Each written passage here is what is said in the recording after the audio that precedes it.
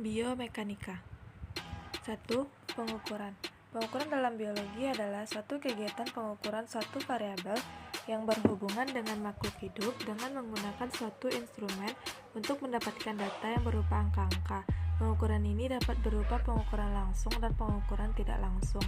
Terdapat banyak pengukuran fisiologis yang melibatkan waktu dan dibagi ke dalam dua kelompok, yaitu pengukuran proses yang berulang atau repetitif, misalnya nadi, dan pengukuran proses non-repetitif, misalnya berapa lama waktu yang dibutuhkan oleh ginjal untuk mengeluarkan suatu bahan asing dari tubuh.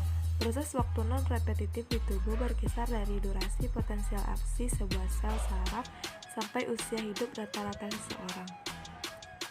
Ayat yang berkaitan tentang pengukuran terdapat pada surat Yunus ayat 5. A'udzu billahi minasyaitonir rajim. Bismillahirrahmanirrahim. Huwallazi ja'ala asy-syamsa siyaa'a wal qamara nuran wa qaddarahu manazila ya'lamu adadas sinina wal hisab. Ma khalaqallahu dzalika illa bil haqq yufaddilul ayati liqaumi ya'lamun.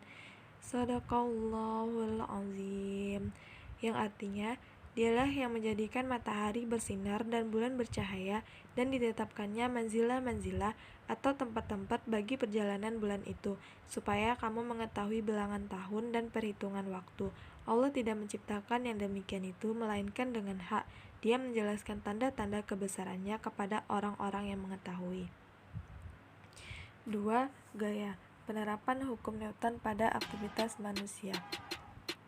Yang pertama, hukum 1 Newton, yang berbunyi suatu benda akan tetap diam atau bergerak dalam garis lurus dengan kecepatan konstan jika tidak ada gaya luar yang bekerja padanya.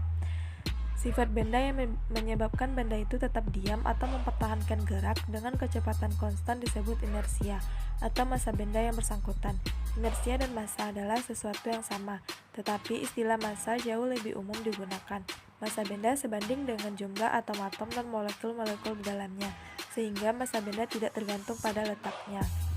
Kedua, hukum 2 Newton. Salah satu contohnya adalah seorang tenaga medis yang kesulitan memindahkan troli yang berat.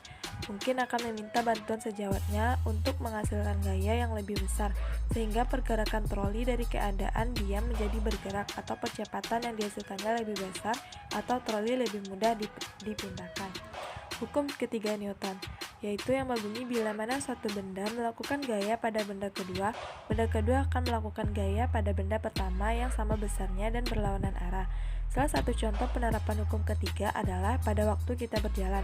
Ketika sedang berjalan, salah satu kaki menekan tanah ke belakang, sehingga tanah memberikan dorongan ke depan dengan gaya yang sama besar yang menyebabkan kita bergerak maju.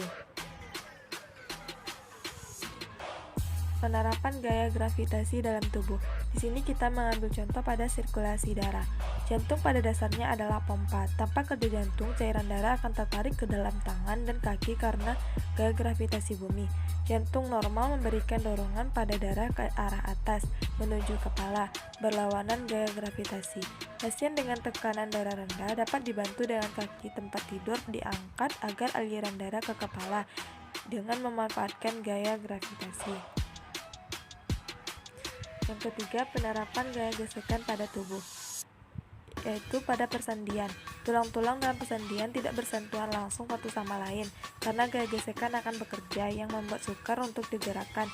Fluida pelumas atau fluida sinovial terdapat dalam persendian untuk mengatasi gaya gesekan. Permukaan tulang-tulang yang mempunyai permukaan licin juga merupakan faktor lain yang mengurangi gaya gesekan. Endapan zat kimia pada permukaan tulang-tulang tersebut dapat menghalangi gerak bebas persendian dan bisa melumpuhkan persendian seperti artritis.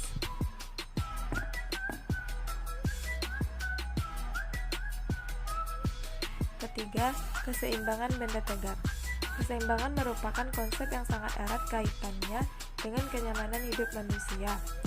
Dalam tubuh manusia saja konsep keseimbangan itu ada. manusia bisa berjalan dengan baik. Salah satunya ada konsep keseimbangan. Kesetimbangan pada benda terjadi apabila gaya dan torsi pada benda nol, maka benda tidak akan mengalami perubahan gerak maupun rotasi. Benda yang bergerak dengan kecepatan konstan memiliki momentum linear konstan.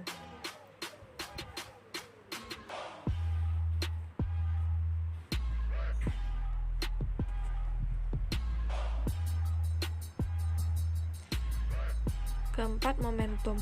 Momentum dari sebuah benda didefinisikan sebagai hasil kali massa dan kecepatannya.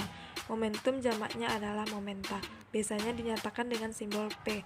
Jika kita tentukan M menyatakan massa sebuah benda dan V kecepatannya, maka momentum P dari sebuah benda adalah P sama dengan M kali V. Kegunaan momentum dalam bidang olahraga. Salah satu aktivitas atlet adalah mencoba untuk meningkatkan pemindahan momentum. Sebagai contoh, pada waktu bertinju, pukulan melalui lengan tangan tidak begitu efektif dalam memberi momentum kepada lawan, kecuali pukulan tersebut berkaitan dengan gerakan badan. Dalam karate, untuk memindahkan momentum yang besar sering berkaitan sekali akan kecepatan gerak dari lengan daripada gerakan seluruh tubuh. Sedangkan dalam lompat peluru terjadi perpindahan bentuk kecepatan lambat dari gerak massa seluruh tubuh menjadi kecepatan tinggi disalurkan kepada peluru. 5. Energi. Lavoisier adalah orang pertama yang menyatakan pada tahun 1784 bahwa makanan mengalami oksidasi setelah dikonsumsi. Ia mendasarkan argumentasinya pada pengukuran terhadap hewan, percobaan yang memperlihatkan bahwa konsumsi oksigen meningkat selama proses pencernaan. Sekarang kita mengetahui bahwa penjelasan ini kurang tepat. Penjelasan yang tepat adalah bahwa oksidasi terjadi di sel-sel tubuh. Perubahan energi di tubuh. Pada proses oksidasi melalui pembakaran atau kombustio terjadi pembebasan panas. Pada proses oksidasi dalam tubuh, panas dibebaskan sebagai energi metabolisme. Kecepatan pembentukan energi disebut laju metabolisme atau metabolic rate. Pesawat sederhana. Pada saat tubuh manusia berlaku prinsip-prinsip kerja pesawat sederhana. Prinsip-prinsip pesawat sederhana tersebut ditiru dan dimodifikasi untuk mendesain berbagai macam peralatan yang memudahkan kerja manusia. Ketika kerja dipermudah, artinya energi yang dikeluarkan lebih sedikit. Energi dan kerja atau usaha dinyatakan dalam satuan joule. Kerja atau usaha didefinisikan sebagai hasil kali antara gaya dengan jarak, sehingga dapat dituliskan sebagai hasil kali antara gaya dengan jarak, sehingga dapat ditulis dengan rumus berikut: W sama dengan F kali S. Adapun sifat kerja otot pada manusia dibagi menjadi dua, yaitu antagonis dan sinergis. Antagonis adalah kerja otot yang kontraksinya menimbulkan efek gerak berlawanan. Sinergis adalah kerja otot yang kontraksinya menimbulkan gerakan tubuh. Pada gerak otot, bisep dan trisep untuk memindahkan atau mengangkat beban adalah menggunakan prinsip kerja pengungkit golongan pertama, yaitu pengungkit yang memiliki susunan letak titik tumpunya berada di antara titik tanggap kaya atau titik kuasa, dan penyangga berada pada sendi engsel. Titik kuasa berada di bahu, dan untuk titik beban adalah terletak di tangan. Untuk mengangkat lengan bawah, otot bisep berkontraksi atau memendek, dan otot trisep berelaksi atau memanjang. Untuk menurunkan lengan bawah, otot trisep kontrak atau memendek, dan otot bisep relaksasi atau memanjang, seperti gambar yang telah dipampang tersebut. 7. Elastisitas. Benang pada jaring laba-laba memiliki kekuatan yang luar biasa.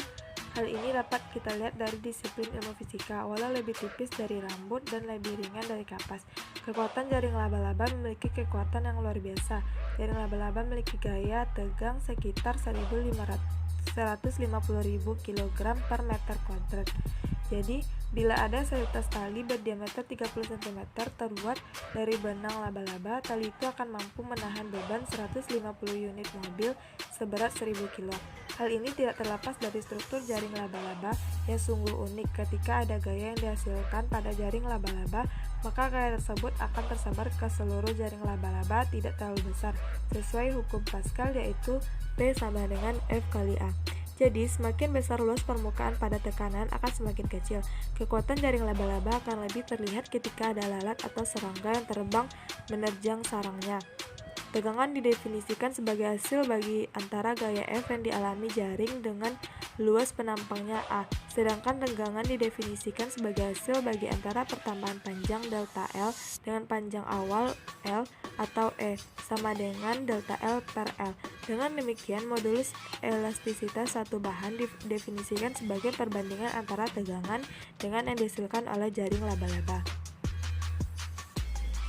Terima kasih telah menyaksikan video materi tentang biomekanika dari saya. Wa akhiru kalam. Wassalamualaikum warahmatullahi wabarakatuh.